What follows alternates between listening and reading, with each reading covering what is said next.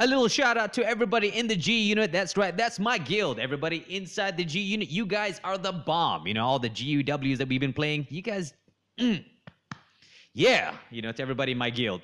Again, my name is Mo Nazrul. I'm here playing Summoner's War. And in this episode, what I want to do is I want to focus a little bit about Necropolis, especially Necropolis B10. My specific Necropolis B10 speed team. Now, this on average, you know, when you have the Teshar, the Rauk, the Colleen, Grego, Fuko, or sometimes I like to call him Fucko because Fuco is Fucko, but, you know, Fuko. Sounds very Japanesey. But anyways, okay, back to the timing. So this team, on average, you know, pulls in about like 59 seconds to about 2 minutes and 10 seconds on average. This is all depending on Teshar and Rauk, whether they die within the mid-boss area of Necropolis. Again, this team is not 100%, as I mentioned before, and it has, I don't know, if I had to guess, it would have a failure rate of about 5%. And so that's about like maybe once in 2 refills, at least, there'll be 1 failure. And this is because the team is not complete. You know, I mean, I would need to build up Grego to the point where he moves before Teshar. And currently, he's not moving before Teshar. He's moving after Teshar. But so far, it works now for me. And to be frankly honest, you know, I mean, I have better things to worry about in the game. You know, I can't be bothered to fix it. I mean, it's already working. And that small amount of efficiency is quite negligible, I mean, comparative to the type of things I want to you know, achieve in Summoner's War. You know, and if you wanted to know a little bit more about the turn order, so the thought process is I wanted Colleen to move first, you know, and then it will be followed by Rauk, Teshar, Grego, and Fuko. And Teshar's role in all of this is, of course, to clear all the trash mobs. It doesn't really matter if he dies, because the other 4 can go through the dungeon itself. And also, he's there for his leader skill, which gives the whole team about an increase of 33% in crit rate, or something like that. You know, I think it was 33%. Yeah, I think it's more 33%. And I actually came about with this, I mean, just like you guys, you know, you're watching me on YouTube. I also watch other people on YouTube. I was watching, I think it was Sean B's video, and he was using a double lich team.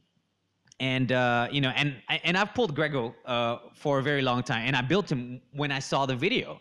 You know, so Sean B was actually using a water lich. I'm using a dark lich because, in my opinion, it's more OP. Again, you know, Summoner's War, it's a sandbox, it's about how you want to build your team. And I felt that the dark lich was the most OP of them liches, you know, you know, because he's badass. You know, out of all them liches, he's the most badass of the lot. You know, and essentially, when it comes down to runes, everyone's on leftover runes, you know, except Colleen. Colleen, the reason why is she's on my R5 team, you know, and so the priority is there for her to have the best runes, as opposed to everybody. They have just the right amount of runes to make them perform as they should, you know, well, you know, just enough to make them go through Necropolis B10 without a lot of trouble, you know, and then get me the runes and the essentials that I need, as, you know, as I'm farming and stuff like that. So again, you know, I mean, that's one of the reasons why I never really focus on developing the team too much. But I wanted to show you in Necropolis B10, this is what I do, you know, and the key thing in the Necropolis B10 is the team order, you know, and the ability to just nuke and sit down if you want a YOLO / speed. You know, that's essentially what the thought process when you're building a Necropolis B10 team. So you can go online and look at different teams, or if you have one that, you know, works out for you, it's all fine and good and dandy and stuff like that, you know. And in terms of the factor of how often you lose, how often you win, you know, I mean, you just got to accept the whole randomness of the game, you know, how that it's not always a definite. Even though you have the best team, it's not definite that you would win all the time, especially if you're auto playing some of the matches, you know, because when you're putting on auto, you know, it's random every single time. Like for me, whenever I'm playing this team, you know, sometimes Teshar would die at the mid-boss, and then, you know, I would be like, oh, can my team make it? And then I found out the rest of the team can actually make it to the very end, you know, without Teshar. And I'm like, oh, okay, you know, that's fine. You know, I mean, I'm okay with that. You know, I mean, I don't have to make sure that everybody survives every single time, you know. So as long as you're comfortable with that, I'm comfortable with it.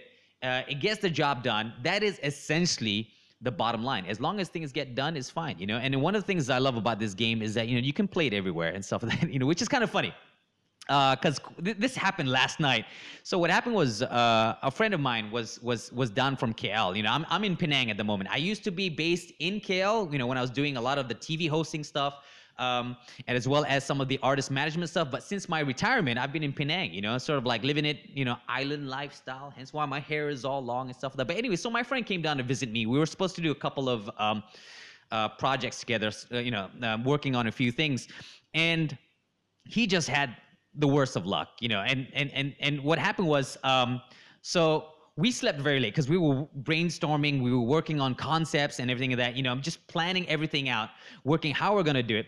And we finished at about like 3, 4 in the morning. So he went back to his basically his Airbnb, someplace that he was staying at. I can't remember, but he was renting a place. So he stayed there. And you know, he couldn't sleep for the night, you know, because he had this gastric problem and stuff. That, you know, even when we were having our brainstorming session, he was like, "Oh my God, you know, I can't do this, man. It feels so painful." You know, I don't. He's not French, but I don't know why he sounds so French.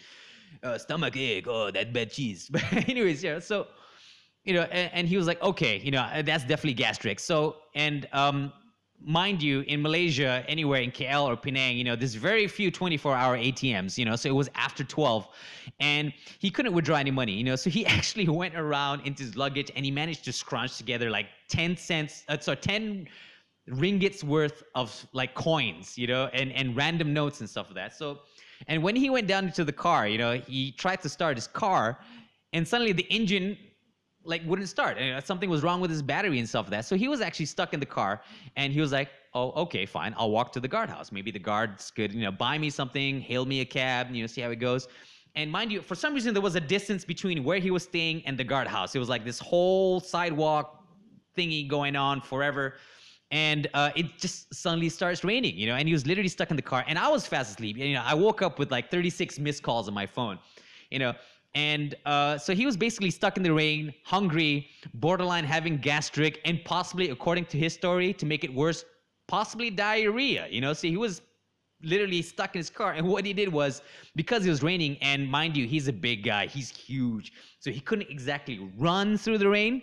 You know, he had to if it wasn't the rain, he'll be walking. He's like a hippopotamus, and the rain is just all over him and stuff like that, you know? So, and he's stuck in the rain, and the whole time, until I woke up, he was playing Summoner's War just in the car and stuff like that, just trying not shit in his pants and stuff like that, you know? And it was just really hilarious. 2 hours later. And that was my Necropolis B10 speed team, and I'm on YouTube. See you guys next time.